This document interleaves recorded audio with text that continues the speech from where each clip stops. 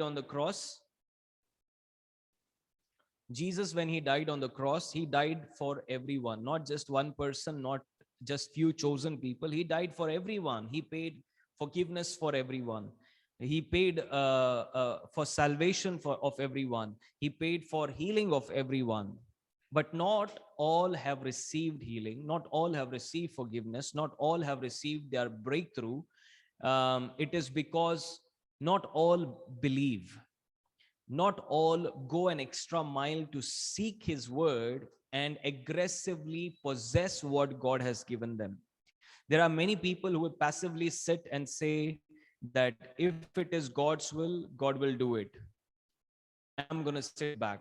Do you know, when people believe whatever happens it happens according to the will of God, they are the most passive people. They never aggressively possess what God has given them. Hallelujah. When we know that God has paid a price for my healing, when we see a testimony, we don't, some people, when they hear a testimony, they get discouraged. They say that, well, God heals somebody, but why isn't he healing me? Hallelujah. They say, God is doing miracle with somebody, why isn't he doing with me? No. We had to believe in the same way you have to believe. Hallelujah. When a person knows that God has already made a sorry God has already made a payment for his healing, he does not sit behind and sit like a passive person doing nothing.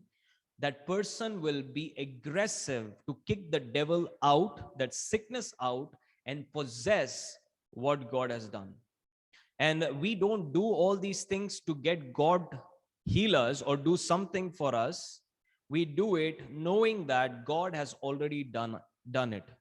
Hallelujah. Years ago, when I had no other option than to believe for a supernatural breakthrough, I sat with the word of God. I said to God, God, I want your directions. I want to possess. If your word says that you work in a supernatural way, if your word says that you have given me a breakthrough, your word says that it is finished, then I want to know how to possess it, where I am missing it. And I would sit with the word of God, pray in tongues, and ask the Holy Spirit to guide me into my breakthrough. Hallelujah. I did not quit until I see my breakthrough. There are many people who would say that, well, I asked God in the morning, I didn't get an answer, so I sat back. Well, God is continually talking to you, ministering to you in your born again spirit. And we are not doing this to be desperate for God. We go behind God. We go behind the scriptures. We read the scriptures. We dig into the word of God with the help of the Holy Spirit, because he has already done. Now, if your breakthrough is in some other place, if your breakthrough, if your miracle, if your prosperity, if your healing is in heaven, I understand some people can say it's too far for me to reach. And they will sit back and say, well, I can't reach up till there because I am not worthy for it. Okay, maybe sometimes condemnation puts us back if we think that God has healing with him in heaven, right? Or my financial breakthrough in heaven, or my deliverance in heaven, or my any kind of breakthrough or miracle in heaven. Hallelujah. Or some people, if we think that my breakthrough, my healing, my deliverance is in some other city where I have to pay money and go so far, then I understand you can be passive thinking that, well, I don't have money to go there. Well, I don't have strength to go till there. Well, I don't have faith to reach to that city. So I can understand your passiveness, the reason for your passiveness. But what if I tell you there is a precious gem at your home, right where you are, right within you? I'm sure if I would tell you there are billions of dollars right where you are, right next to you, or right in your house, I'm sure none of you would be passive. You would go around searching for all your house, sweeping down, removing all things to find that billions of dollars or that precious diamond. Hallelujah. So when we are sharing with you that healing has been given to you, deliverance has been given to you, it's not somewhere in heaven. It is not somewhere in a different city. It's not somewhere you have to travel from a far place and come here. And I believe, as Nisi shared, I believe that God has a way of healing. I have seen many people getting healed when they traveled far and came to my meeting by faith, when they heard the word of God. But my main focus, our main focus from the word of God is to tell you that when you come to the meeting and hear the gospel and believe in Jesus, you did not come to a meeting just to have a visitation, just to have a healing and go back and come again whenever you need. No, when you receive Jesus, you did not go back home alone. You went with Jesus along with you. Hallelujah. You went along with Jesus. Jesus came along with you and you did not go home alone. So when Jesus came into your life, with him came healing. With him came deliverance. With him came prosperity. With him came a breakthrough. With him came all the miracles that you need. Hallelujah. So that's when we get to know that my healing is within me. You know, it is always God's will that we should live a life without sickness. But however, our human mindset says that it is common for us to have certain sickness. If we are human, we need to have sickness. We have to defeat that kind of mindset, because the word says, if any man be in Christ, he is a new creation. The word new creation there means a species that did not exist on this earth before. Hallelujah. That's called as new creation. If I am a new creation, and the Bible says that all things, the old things have passed away, the things that came through Adam passed away, and all things in me are new, and all things in me are of God. So healing is in me. That life full of health is in me. And if I know that healing is not that far, it's just beneath my breath, just within me, the Holy Spirit, along with his power, and even the healing power is within me, I will not sit thinking that, well, okay, it's too far for me to reach. It's right within me. What I do is I get aggressive to see that I possess it. Hallelujah. Hallelujah. If God has given, see, when you are in a prison, and if somebody comes and says that you have been freed, you have been acquitted of all the charges that were upon you, you won't sit back in the prison and say, let me be back in this prison and enjoy this prison a little more. What would you do? You would rush out of it, right? When you know what your right is, and the devil or sickness is an illegal occupant in your body, then you would not sit quiet saying that let them be there. You would be aggressive to stand against it, to see the word of God and find it and get it into your physical body. Hallelujah. You would not sit there complaining. As I said many times, we have limitations in our mind. I want to defeat that limited mindset. I don't want to live in that limited mindset. I want to see a breakthrough in my limited mindset. So what do? I sit with God's word. I say, Holy Spirit, I don't want to limit you in my life. I want to see a breakthrough. I want this mindset of limitation to be gone out of my mind. And then I sit with the word of God and I begin to study the word of God with the Holy Spirit until that carnal, that limited, that too human kind of thinking go away. Hallelujah. You see, we believers are not a normal human being. We are a supernatural being. We are born of God. The Bible says in 1 John chapter 4 verse 17, as he is, so are we in this world. As Jesus is, so are we in this world. Hallelujah. It does not say one day we will become like Jesus. When we work hard, when we live a holy life, when we do all things right in our life. No, this word says, as he is, so are we in this world. As Jesus is right now at Father's right hand, so are we in this world. It's talking about your spirit man, not your physical body, but your spirit man. Hallelujah. Is Jesus sick? Come on, answer me, all of you. Is Jesus sick? Is he poor? Is he broke? Is he struggling? Is he financially struggling? Is he in some kind of loan, debt? Is he in fear of what will come against him? Is he in trouble that, okay, this demon, this wicked spirit will come against him? Is he terrified by any harm that's going to happen to him? Is he in depression? Is he in weaknesses?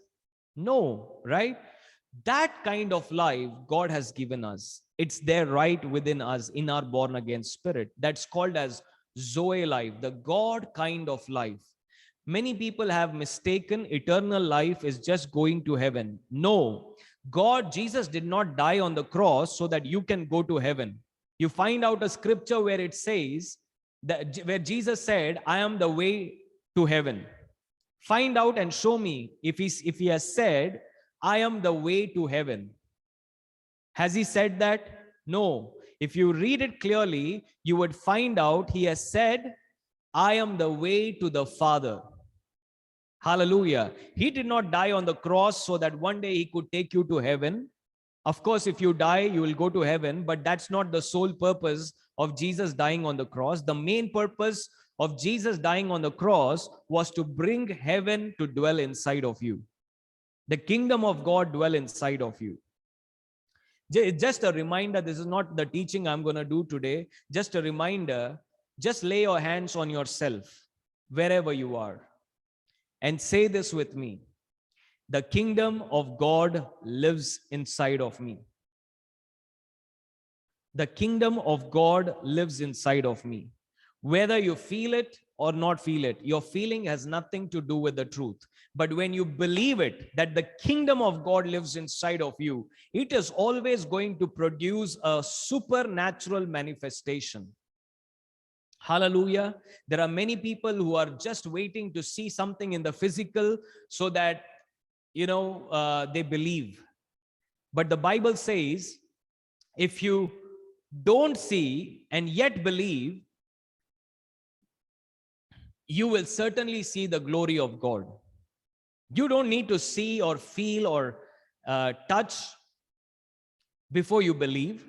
The word says that you are supposed to walk by faith in his word. And in his word, he has said, his kingdom abides in you. There will be people who would come to you and say, the kingdom of God is here, the kingdom of God is there. Jesus said, don't be deceived. The kingdom of God is within you. Hallelujah. The kingdom of God is within me. And God is desiring, people, that at this time, I believe that God is desperate more than you. He's desperate to manifest his kingdom on this earth and expand his kingdom on this earth through you. Hallelujah. And he won't do it without you. And it will begin to affect everyone around you. Hallelujah. So for that, we need to put our mind, our head into the word of God and let the word of God define life. We let our feelings, our reports, our bank account, our doctor's report, whatever in the natural to define who we are, instead of letting the word of God dictate and tell us who we are. Hallelujah. Are you with me? Are you with me?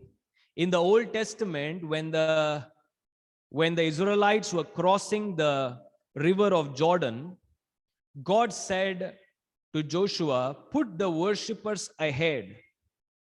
Sorry, not the worshippers, the one carrying the ark of the covenant ahead. The priests who are carrying the ark of the covenant ahead of everyone. And as the priests who are carrying the ark of the covenant stepped into the water, the Bible says that the river of Jordan got divided. The flow in the water stopped and they crossed the rivers of Jordan. Now, Jordan always represents a transition. Transition. Transition from the natural to the supernatural. Transition from the kingdom of hell to the kingdom of heaven. Transition from sin to righteousness. Hallelujah. Transition from the family of the devil to the family of God. Now, notice here, if you see that passage in the Bible, God said, keep the ark of the covenant ahead, before. And what does ark of the covenant represent? In the ark of covenant, there was manna, there was the 10 commandments, and there was rod of Aaron. And this all represents our Lord Jesus Christ. And our Lord Jesus Christ represents the word of God. God says, when you keep the word of God ahead of you, when you keep the word of God before you, you will see transition in every area of your life. You will become a supernatural being. You will begin to see that supernatural transformation in your life. Are you with me? What is required with us right now? I gave a prophecy. Some people may just listen to a prophecy and just say, okay, let me just throw it away. I gave a prophecy yesterday. The Holy Spirit gave us a prophetic word yesterday or last week. He said that through the body of Christ, he's going to manifest his glory in such a way that it would be a visible glory, that even the people of the world would see that glory and believe in the Lord Jesus Christ. Now, some people will just leave that aside and say that, okay, fine, that's there. If God wants me to have that glory, he will show me that glory. No. For that, we need to have an aggressive faith in the word of God, what God's word says about us. We need to put our mind in the word of God. Let us open Romans chapter 12, verse 2. This is Romans chapter 12, verse 1 and 2.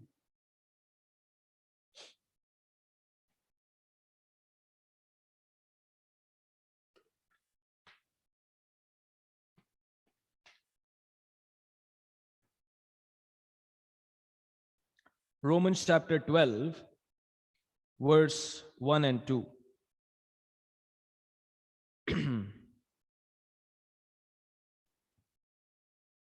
Can someone put Romans chapter?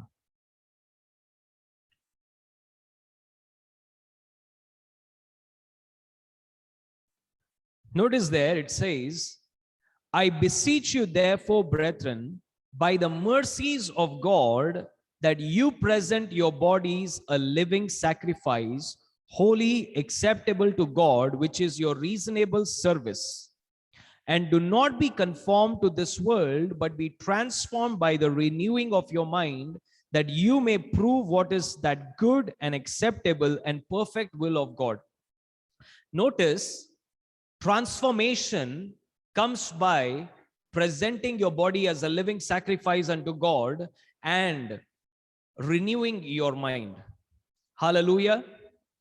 Transformation comes by giving yourself to the word of God, your body to the word of God, and renewing your mind with the word of God. It says, I beseech you, brethren, by the mercies of God. From chapter 1, Romans chapter 1 to chapter 12, Paul kept on talking about the grace and the mercies of God. Okay. And in the last, he comes to them and says, respond to this grace of God, responds to this mercy of God by presenting your body as a living sacrifice unto God. Hallelujah. Now, that's the worship we do for God. That's the sacrifice that we do for God under the new covenant. Hallelujah. We are not presenting ourselves to God for ourselves. That is, our spirit man already belongs to God. But this word says that present your bodies as a living sacrifice unto God. And then he says, do not be conformed to this world, but be transformed by the renewing of your mind. Hallelujah. What it means is, there should be a difference between your thinking and the world's thinking. There should be a difference between your words and the way the world talks. Now, I'm not just talking about sinful talk. What I'm talking about is an unbelieving talk, an unbelieving thinking. Hallelujah. Today, if many of us, if we are convicted of being a Christian, there wouldn't be enough evidence to convict us, to throw us in the prison as Christians. If anybody says this is a Christian, you have to put him behind the bars. If you go to Taliban, if you go to Afghanistan now, sorry, I'm not trying to criticize anybody, but if you go to Afghanistan now and somebody arrests you there saying that you are a Christian, I'm sure there would not be enough evidence to tell that you are a Christian, because the way you think, the way you talk might be similarly with the world, the way they talk and the way they believe about themselves. Hallelujah. You see, the word of God says, do not be conformed to this world, meaning that there is a way and pattern of the world, the way the world thinks. Now, when I say about the world, many people will think I'm talking religious. No, I'm not trying to be religious. Now, let me ask you a question. How does the world give you an identity? How does world gives you an identity? If the worldly people, if you go to school, if you go to college, if you go to office, if they have to say that you are a good person, what according to the world determines that you are a good person? Come on, answer me.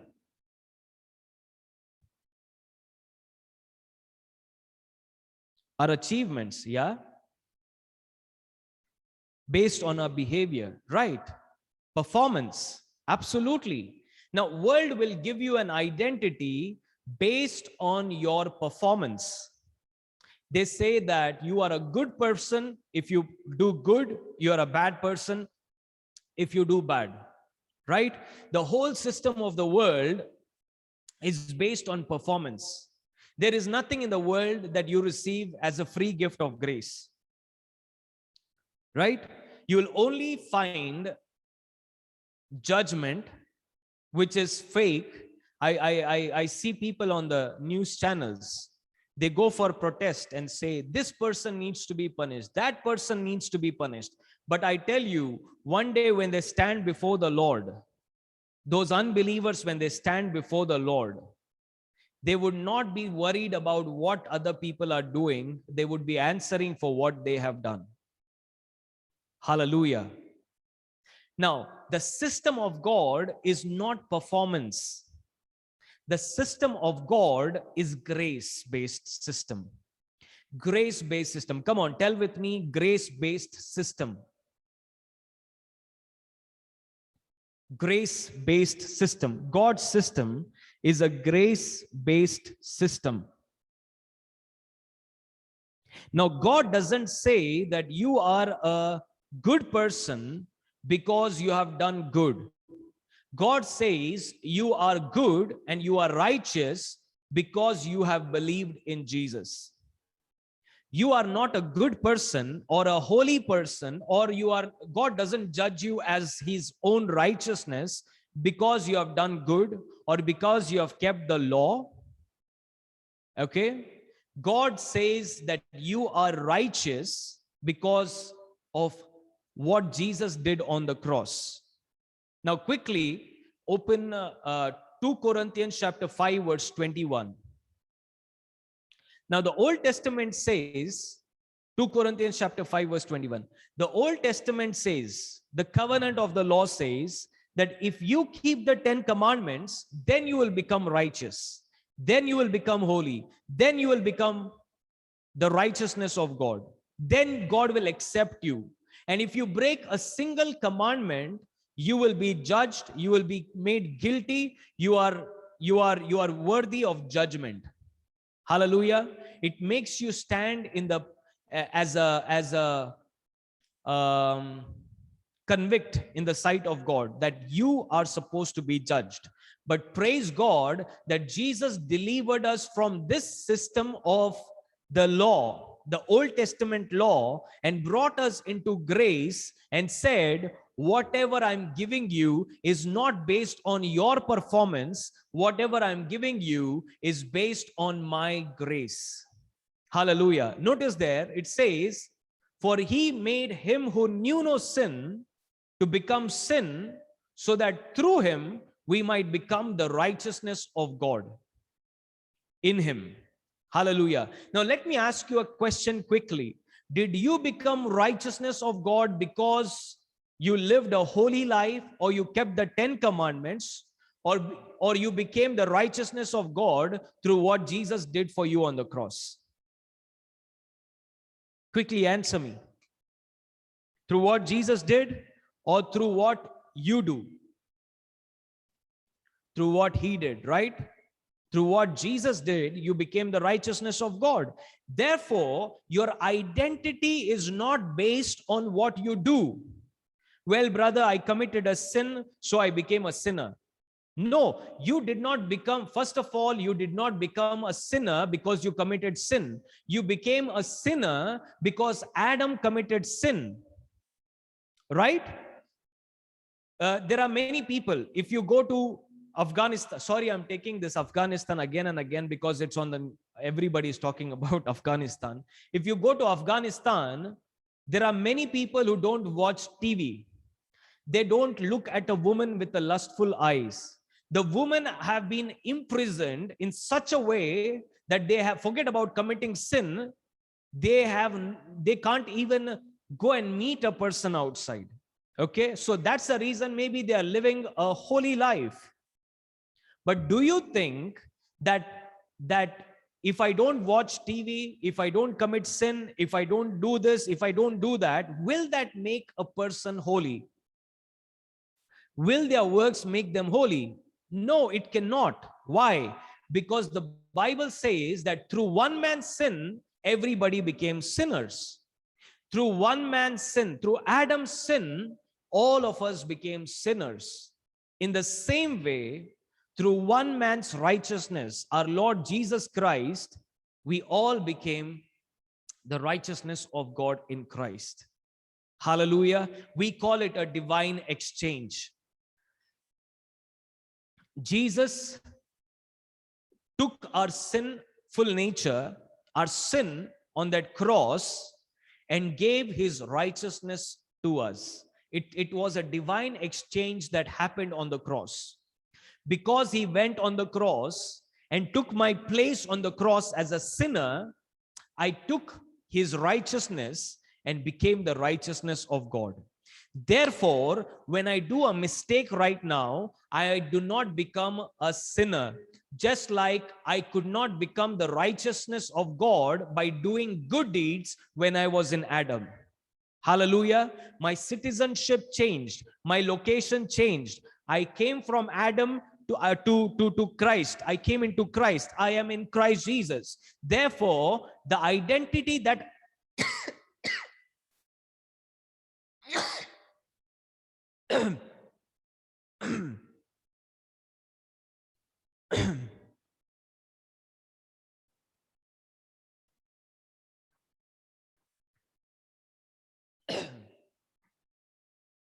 therefore, the identity that I have does not fluctuate based on my performance. God has given us an identity. God has given us this new life, not based on our performance. If we were given an identity or an inheritance or salvation based on our works, then none of us would achieve it. And even if we would have achieved it for a day, we would have missed it again. Today morning, you would think that I am the righteousness of God. And by evening, you would think, I have done so many mistakes, so I became a sinner. Hallelujah. Your identity is not based on what you do. The life of God that is inside of you is not based on what you do. Hallelujah. So let us come back to, I don't want to go back there again to teach that. In Romans chapter 12, verse 2. And do not be conformed to this world, but be transformed by the renewing of your mind. The world does not has an identity from God. The world does not has salvation. The world does not has the life of God in them. The world do not have the power of God inside of them. The world do not have the righteousness of God in them.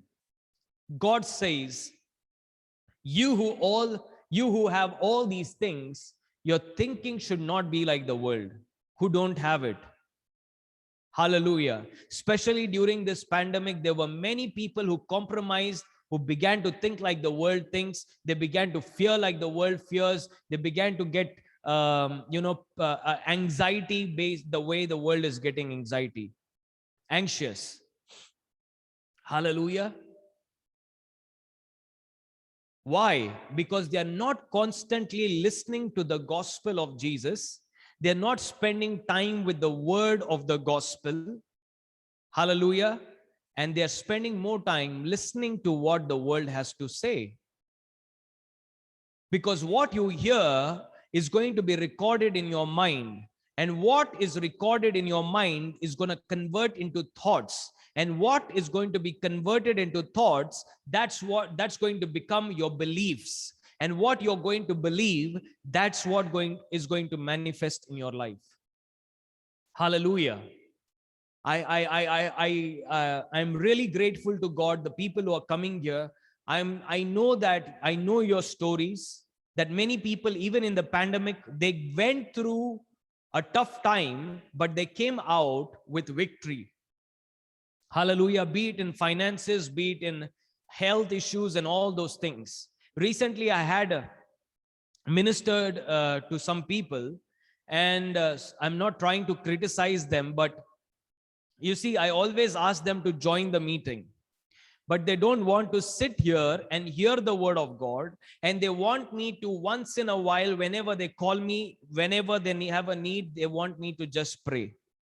Hallelujah. Well, we can pray for them. We are here to help you all. We can pray with you all. We can lay hands with you. We can lay our hands until every hair on your head falls down and you become bald. But what happens with that? You will get healed, but then when you go out and entertain all those newses, instead of being here and listening to the word of God, you will attract the same problems in your life that the world is attracting. Hallelujah. So it is so important for you to spend time with the word of God, listening to the word of God, meditating on the word of God. And if I know my breakthrough, my healing, my prosperity is right within me because God lives inside of me, then I won't sit with passive mind that I'm going to sit, let God do whatever he wants to do. No, I'm going to possess my positions aggressively, with an aggressive faith in what the word of God says. I was giving you a testimony many years ago when I was facing any troubles in my life, even till today. From the time I became a believer till today, God always leads me to show that all the necessary help I need is in my spirit and in the word of God.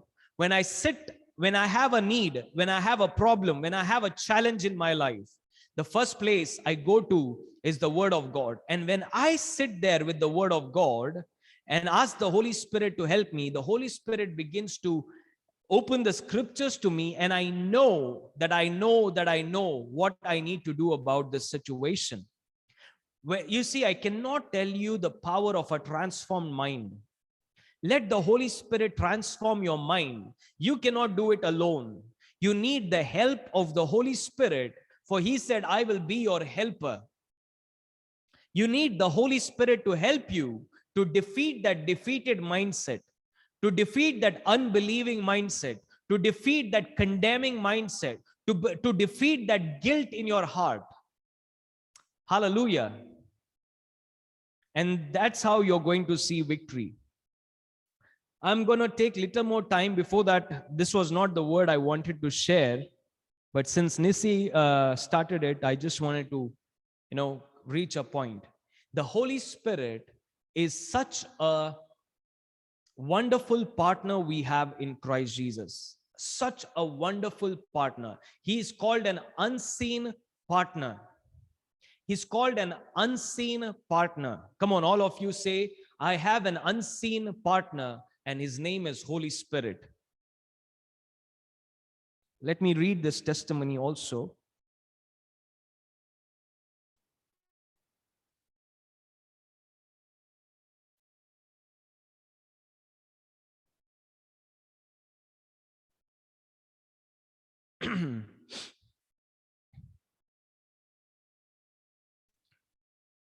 Sister Sufi has texted here. I am reading it now.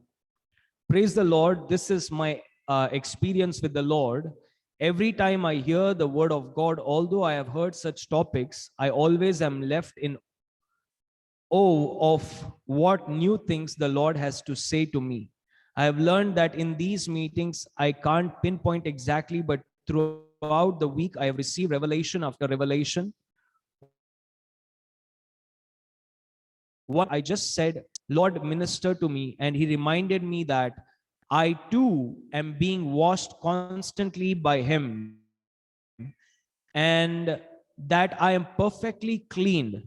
Also, first few days of this week, I was unable to fall asleep nicely. I was being terrorized by weird thoughts at night, causing me to fear, and I would meditate on the word to sleep.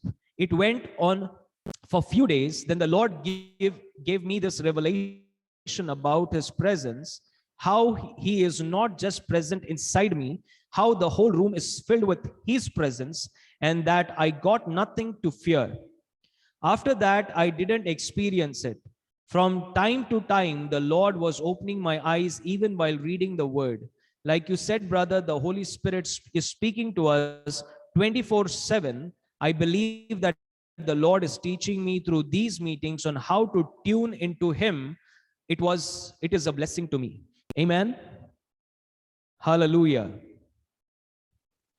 You see, the Holy Spirit is a unseen partner we have in Christ Jesus. Just because we don't see spiritual things doesn't mean spiritual things are not real. Spirit is more real than the natural. There is a world I shared with you which is more real than the natural world. That is the spirit world. And the Holy Spirit is right now with you wherever you are. The Bible says he lives in you, he is with you, and he's around you. You're wrapped in his presence. He is in you and you are in him. So the Holy Spirit is your unseen partner. You are never alone. When Christians tell me, brother, I'm feeling lonely, I say to them that your feeling of loneliness is a lie. It's a lying feeling. Feelings are there to enjoy. Feelings are never to follow. God gave feelings to enjoy. He did not give feelings to follow. If you have a good feeling, enjoy it, but never follow your feelings. Just because you're feeling lonely doesn't mean that you are alone. The Bible says, Jesus said, I will not leave you orphans, but I will come and I will be with you. In the person of the Holy Spirit, God the Father and God the Son lives with us.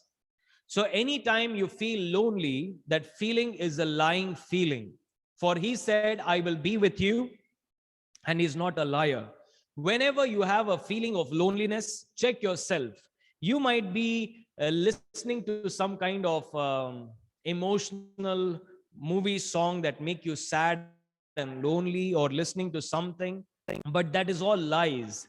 The truth is, he is with you 24 hours 7. Now, we have last week I told you all how to know what God is speaking to me through the inward witness, through personal guidance, through inner voice, or through the authoritative voice of the Holy Spirit. How do we know that it is the Holy Spirit? Okay, so we are going to discover it step by step. Number one, the Holy Spirit never condemns anyone. He never judges anyone. He never reminds your sin to condemn you. Let us come to John chapter 3,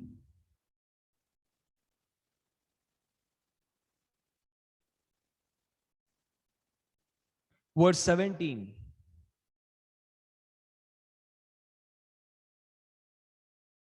Sorry, John chapter 3, verse 17.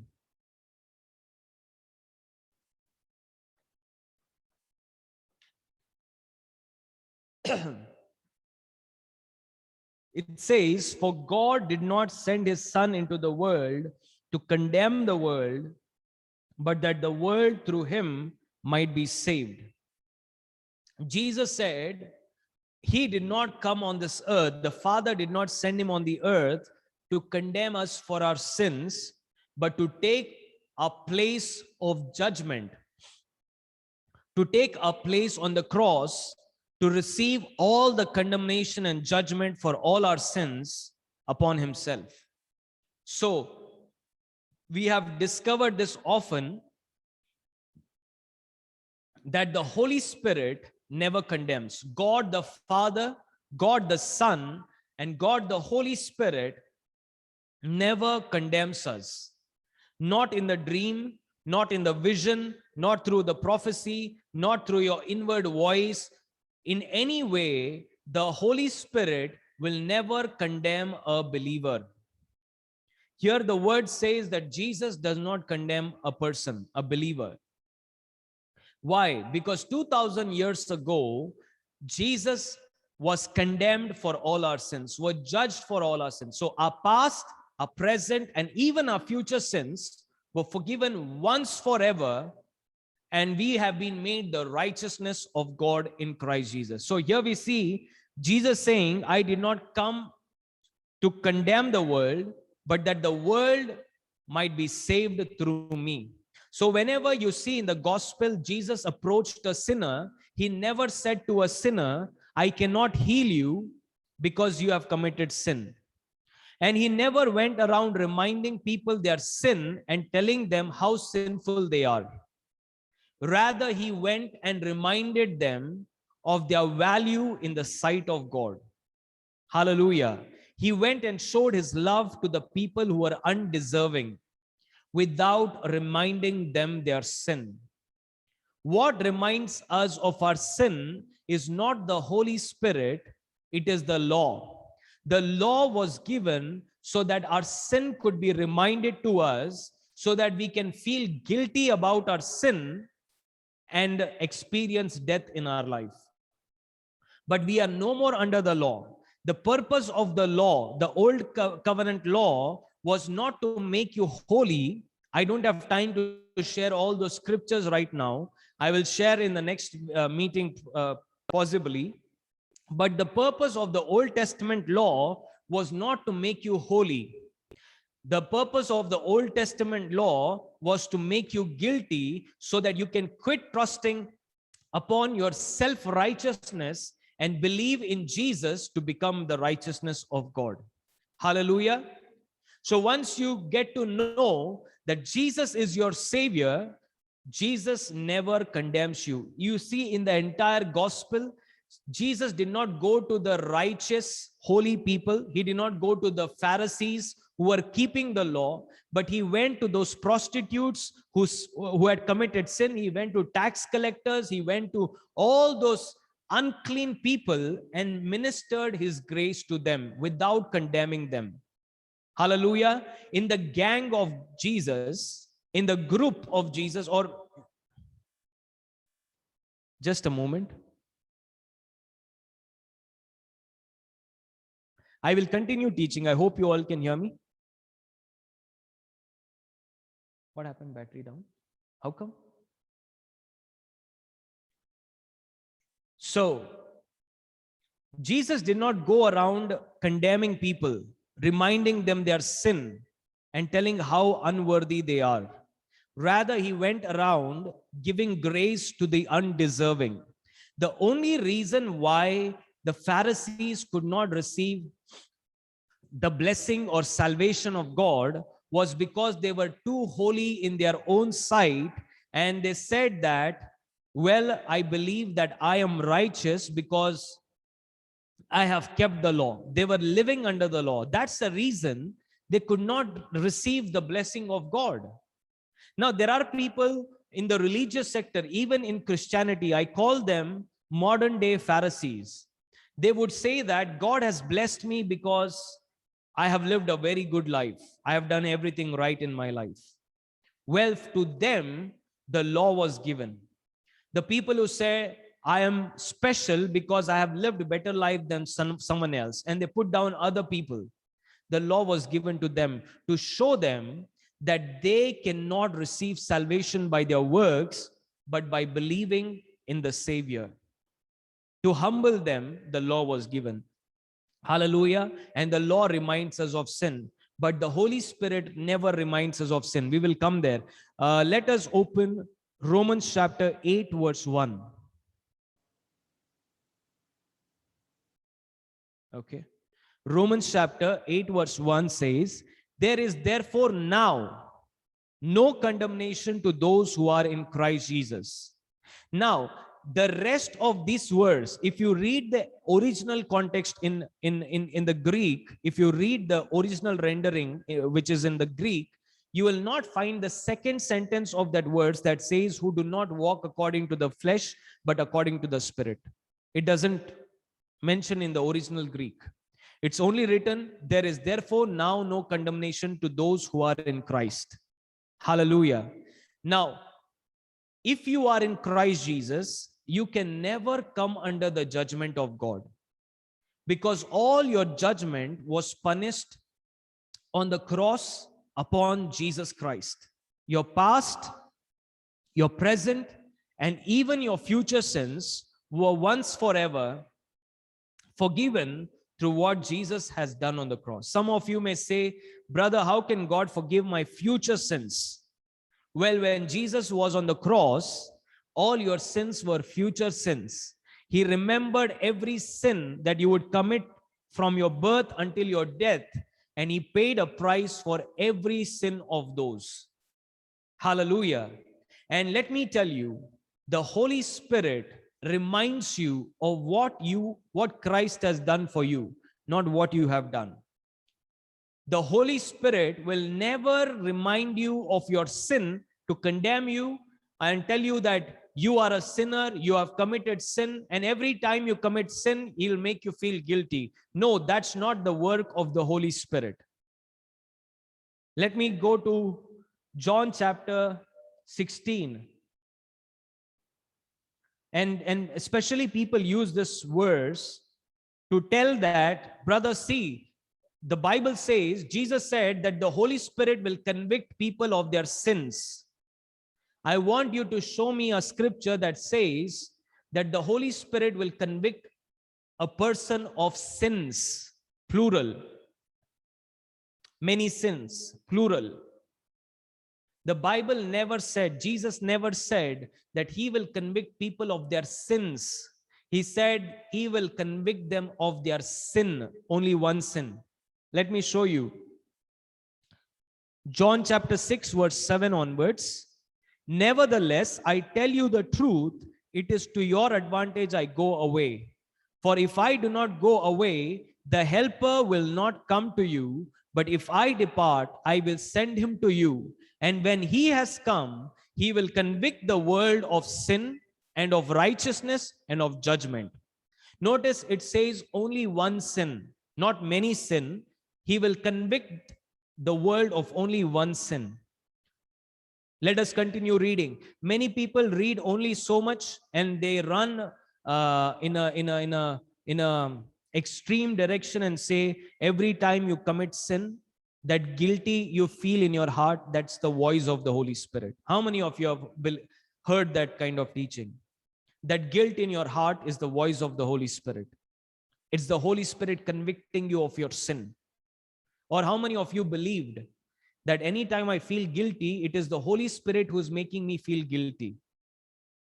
Hallelujah. But let me show you. In verse 8 it says, and when he has come, he will convict the world of sin. Where did it go?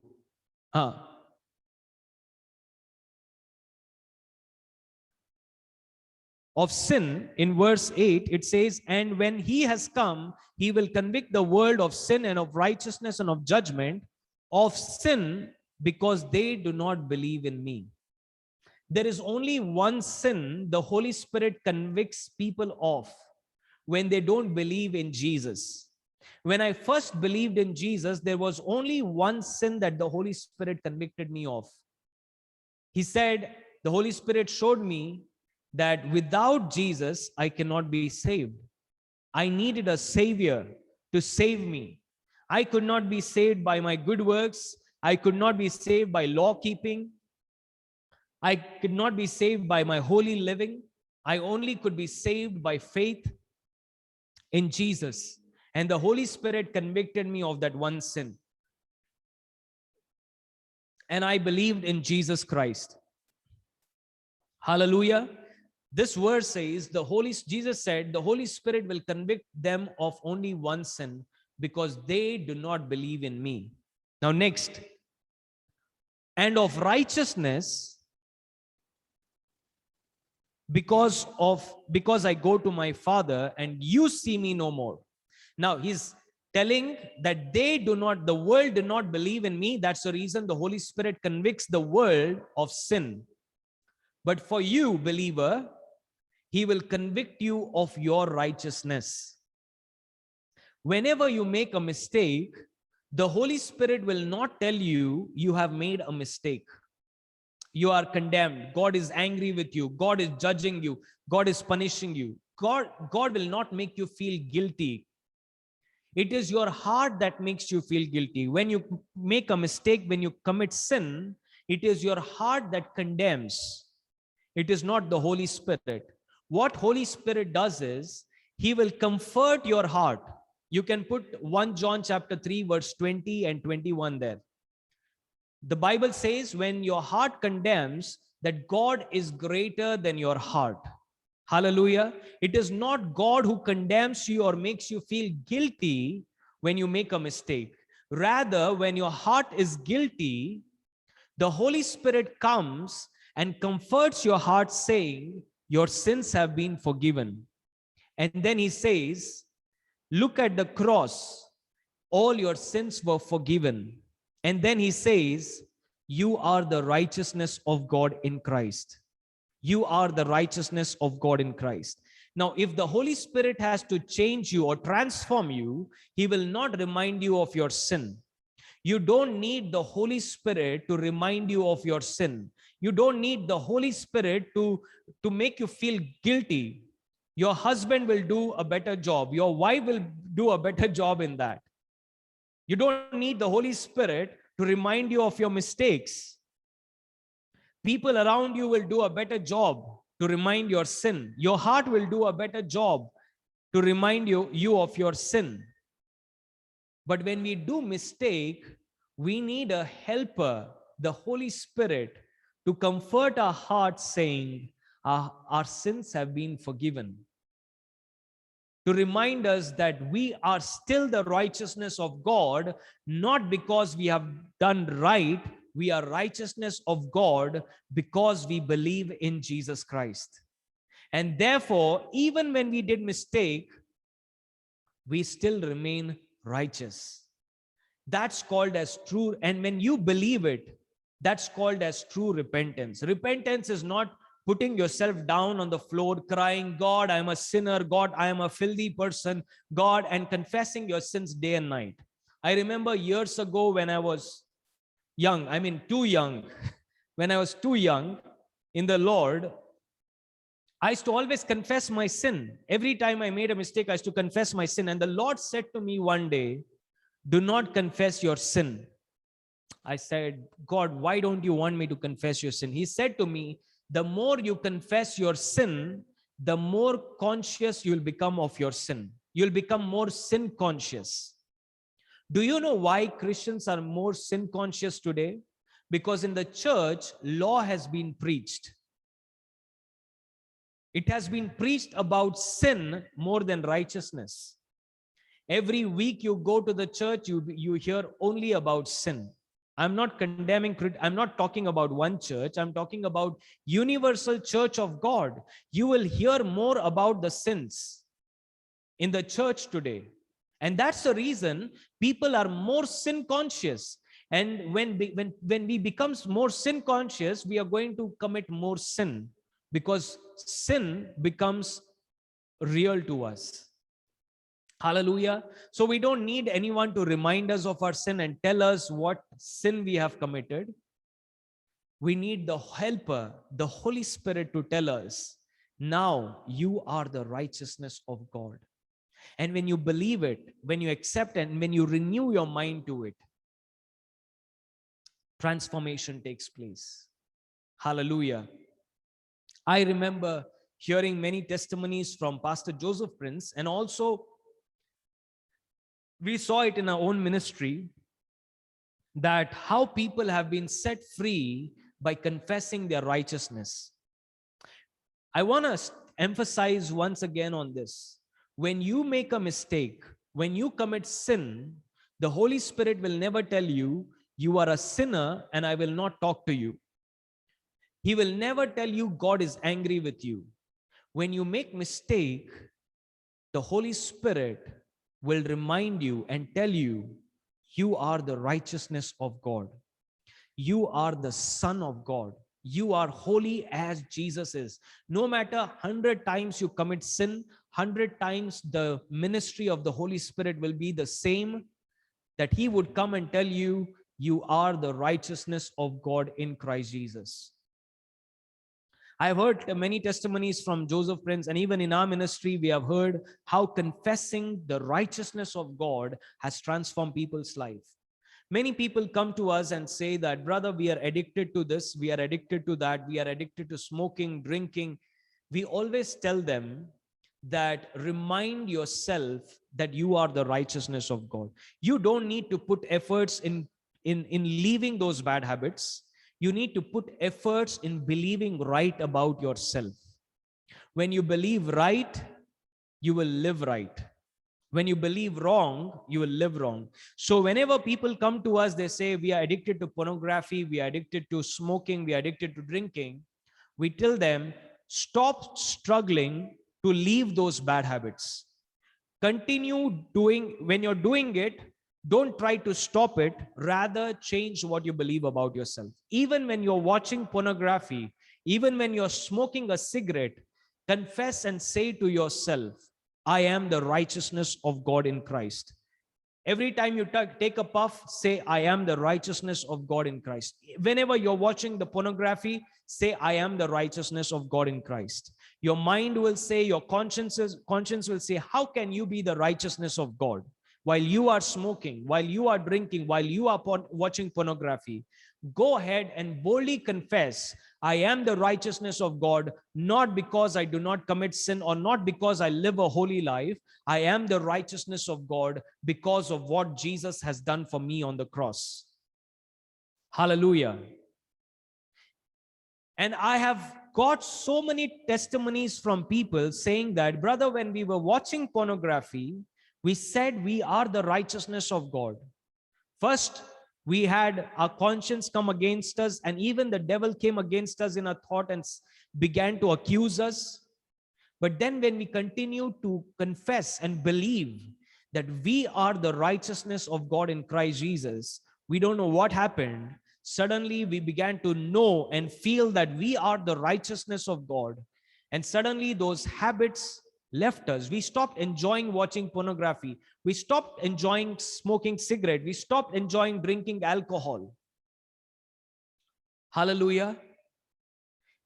Remember, if you are in Christ, if you have believed in Jesus, when you say, God, I am a sinner because I committed sin, the Holy Spirit doesn't bear witness with your spirit. Something in you says, no, you're confessing wrong.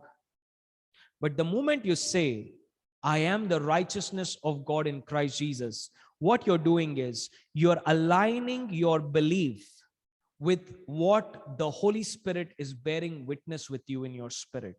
And then the righteousness of God will begin to manifest through you.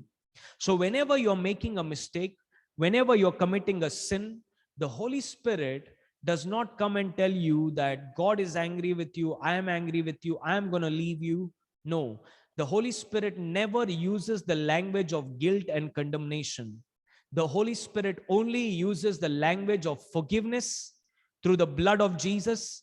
He uses the language of righteousness to remind you that you are the righteousness of God, not because you have done everything right, but because of Jesus and what he did for you on the cross. Hallelujah. Many people exchange the ministry of the Holy Spirit with the ministry of the devil. The Bible says the devil is the accuser of the saints. He accuses them of their sins. When the devil accuses you of sin, many Christians accept that accusation, thinking that this is the voice of the Holy Spirit. No, that's not the voice of the Holy Spirit. In the presence of Jesus, you will never feel accused or condemned. No matter what a great sinner you are, in the presence of Jesus, you'll only find comfort. The greatest of sinners find comfort in the presence of Jesus. That's how we become addicted to Jesus. That's how I became addicted to this gospel. When I saw the only place in the world where I'm comforted, where I'm not condemned, is in the presence of God. Hallelujah. Everywhere in the world, you wake up in the morning, your parents will scold you, or somebody is there around you to accuse you or remind you of your sin. But only in the presence of God, there is no remembrance of your sins. Recently, I was ministering to a lady from Pune. She was an elderly lady. She was battling through guilt and condemnation. And I reminded her through the scriptures. I showed her a scripture where it says, I shall remember your sins no more. That's a new covenant promise, that I will remember your sins no more, in Hebrews chapter 8. Okay. But this verse was written in the Old Testament, I think in Jeremiah, a prophetic word for the new covenant people.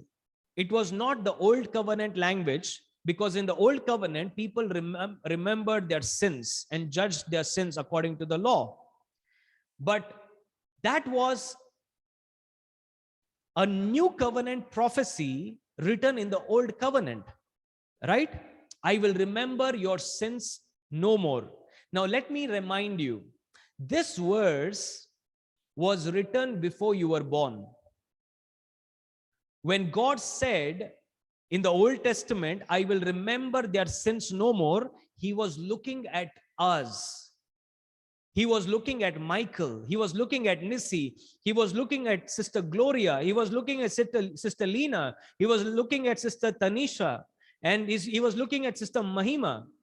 He was looking at all of us in the new covenant before the cross and saying, one day I will bring my son into this world. I will take all these people's sin, their past, present, and future sins, every sin that they would commit right from their birth until death, and I will put it on the cross upon my son, and I will judge my son for them, so that when they come to me, I remember their sins no more. Hallelujah. You see, the Old Testament says it is our sin that separates us from God, but God could not tolerate that separation. That's the reason he sent his son Jesus to die for us on the cross, so that we could never be separated from God again. And let me remind you, you cannot be separated from the Holy Spirit for eternity. You are sealed with him once forever. Even when you commit sin, the Holy Spirit will not leave you. Rather, he will be with you and be your helper and transform you. Hallelujah. For he is not a condemner, he's a comforter. So I told this sister who was struggling with guilt, she was struggling with such a guilt that even to come to and open her Bible, she would think, I am not worthy to open this Bible and read. Whenever she would come and pray, immediately the devil would bombard her mind with accusation and remind her of her sins. And I showed her the scripture and I told her, if you have committed a sin, and right now, if you come to God and say to him, God, do you remember my sin? He will say to you, he will scratch his head and say, God himself will scratch his head and say, what sin are you talking about? Hallelujah. When God chooses to forget your sin, when God chooses to not remember your sin, there is no power on this earth to remind him of your sin. Hallelujah. When God chooses to forget your sin or remember your sin no more, then there is no power on this earth, no person on this earth, no devil on this earth, no demons on this earth, no angels in heaven to remind him of your sin. If he chooses to forget, you cannot remind him. Hallelujah. Now, even if a sin that you have committed a minute ago or a second ago, and you come to God and say, God, do you remember that sin, what I have committed? God would say, what sin are you trying to talk to me about? I don't remember. Hallelujah. Are you with me? Notice, he did not choose to remember your sins no more when you were born or when you committed sin and repented. No. Far before you were born, far before you made a mistake, far before you did any sin, far before you were born in your mother's womb, he saw all your sins through his foreknowledge. He dealt with them on the cross and he said, and he decided, I am not going to remember them again. I am no more going to remember your sins.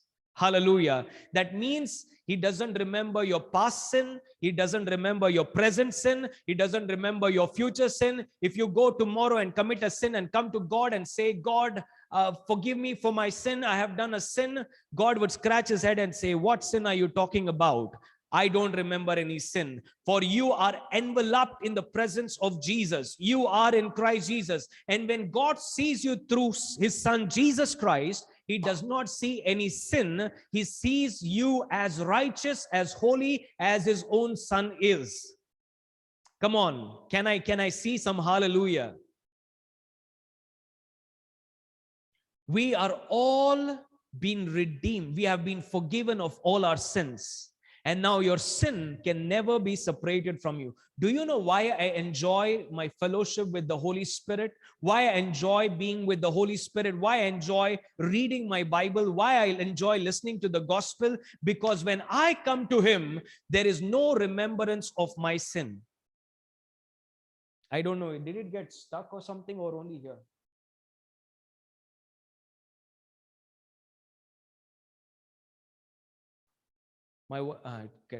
It's getting stuck. I don't know why.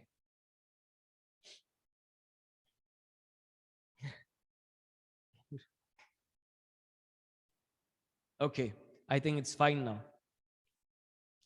So he chose to remember your sin no more. And the reason I enjoy being around with God, I enjoy fellowshipping with him, I enjoy reading my Bible, I enjoy listening to the gospel, is because with him, I feel very comfortable. He remembers my sin no more. I enjoy being around with him more than anyone in the world because there's no condemnation in him. Hallelujah. And who cares what people, whether people remember your sins or they forgot your sins, or whether you remember, who cares? When God says, I remember your sins no more, who cares whether people will judge you for your sin? Who are people before God? Hallelujah. And I want to tell you, people, if God remembers your sin no more, who are you to remember your sins? Who are you to remember your sins? Do you think that blood shed on the cross was smaller than your sin? Do you think the blood on the cross, the man on that cross was smaller than your sin? No way. Your sins can never be compared even to one drop of the blood of Jesus, of the value of one drop of the blood of Jesus to the Father.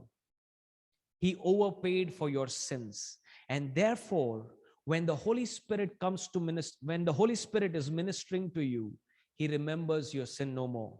Neither does God the Father, nor the Son of God, nor the Holy Spirit remembers your sin or reminds you of your sin. Hallelujah.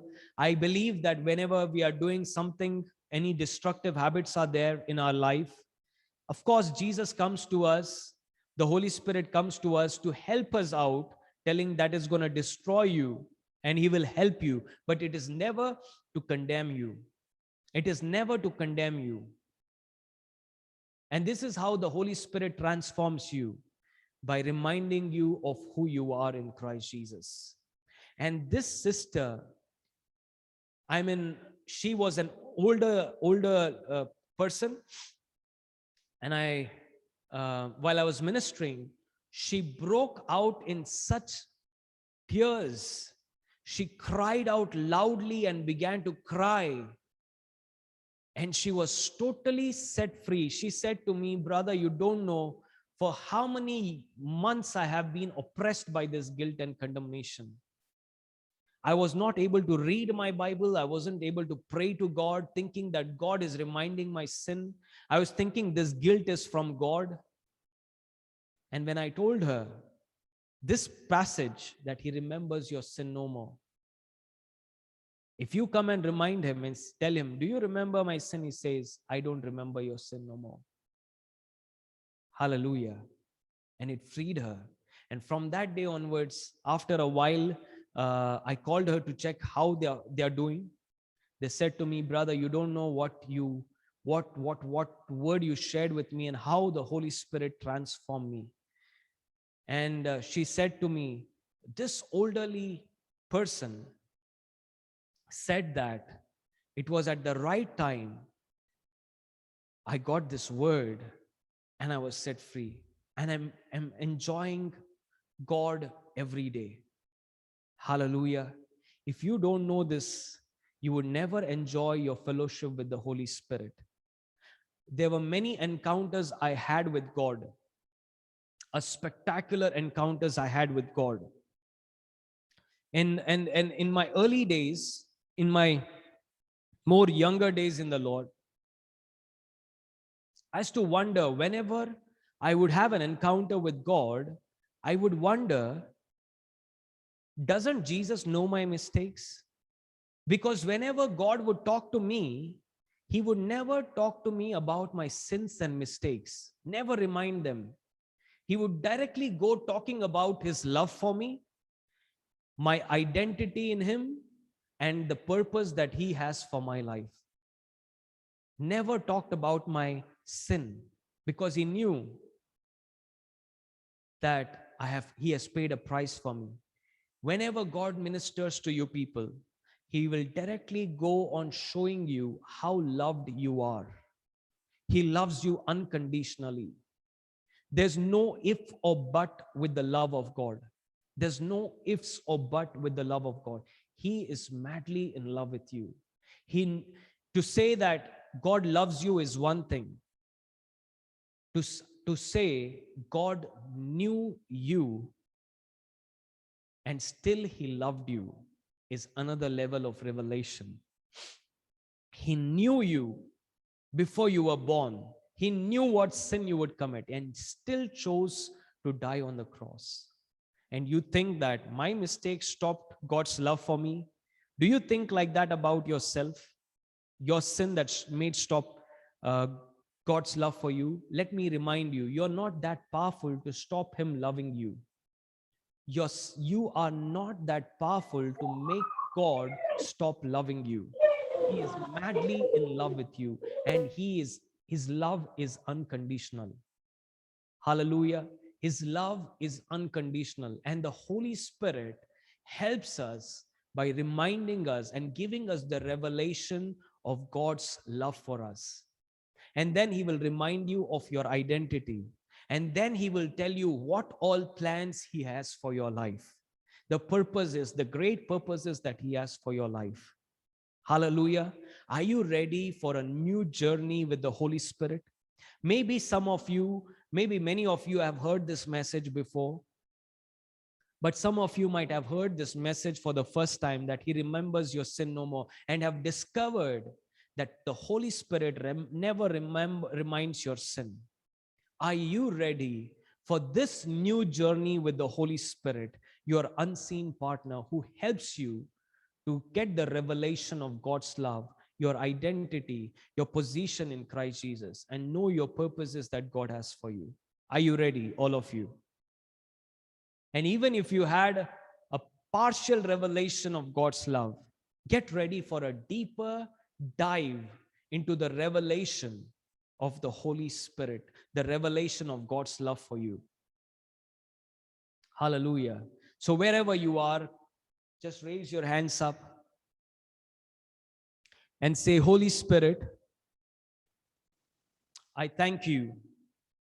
I discovered today that you are not a condemner, you are a comforter.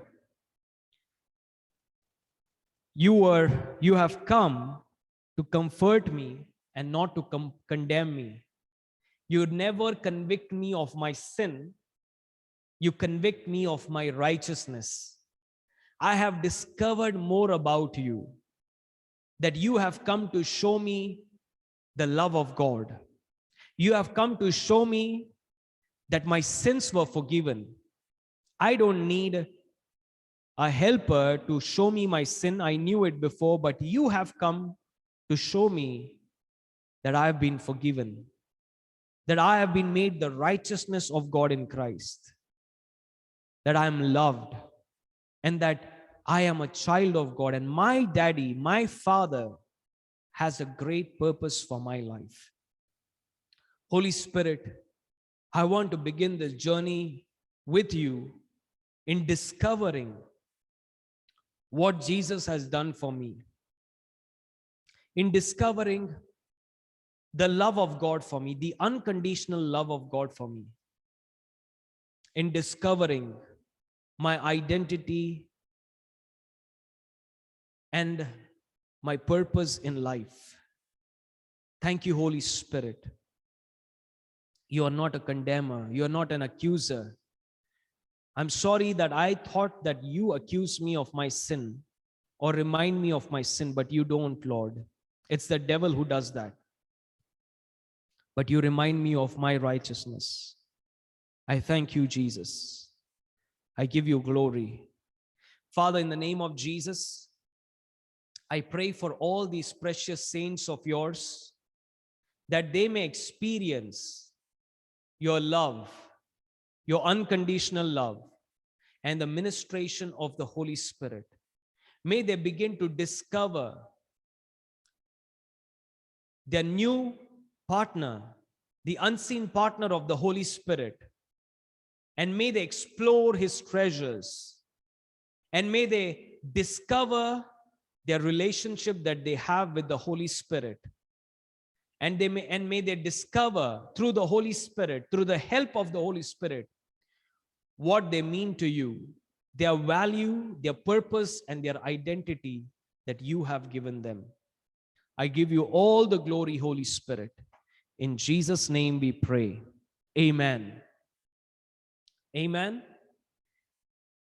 Remember, you are not what the world says about you. You are not what people's opinions say about you. You are not what your own opinions say about you. You are not what your behaviors describe you. You are what God says about you. Hallelujah. You are exactly what God says about you. And as you open your Bible, the Holy Spirit will help you discover your identity in Christ Jesus. Hallelujah. If you're new here, we welcome you in the name of Jesus. We are glad to have you. And we have this meeting every Saturday and Sunday at 6:30 p.m. And we don't know how long we are going to carry on this meetings, online meetings.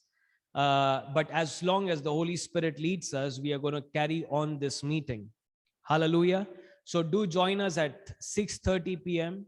If the word of grace is new to you and if it has been a blessing to your life, we would be glad to hear from you that how these meetings have touched your life. And we would also request you to join this meeting on regular basis without missing, because we are seeing from past few weeks that the Holy Spirit is leading us in a very special way.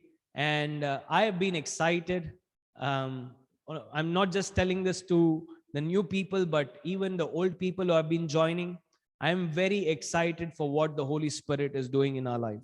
So probably next week, we will be continuing the teaching about the leading of the Holy Spirit. And if you want somebody to join along with you, please welcome them. You can invite them for this meeting. You're most welcome to this meeting anytime you want to like anybody you want to share, invite them for this meeting and join for this meeting. I believe it will be a blessing. Thank you all for joining, and we love you all, and stay connected. And if you are a new people, please try to reach us out on the WhatsApp through whomever you have been connected with. Please tell them to contact us so that we can add you in a group. Hallelujah. Thank you all for joining. Bless you all. Good night. And may the love of the God, the Father, the grace of our Lord Jesus Christ, and the sweet communion of the Holy Spirit be with you all now and forever. Amen. Bless you and lots of love to you all.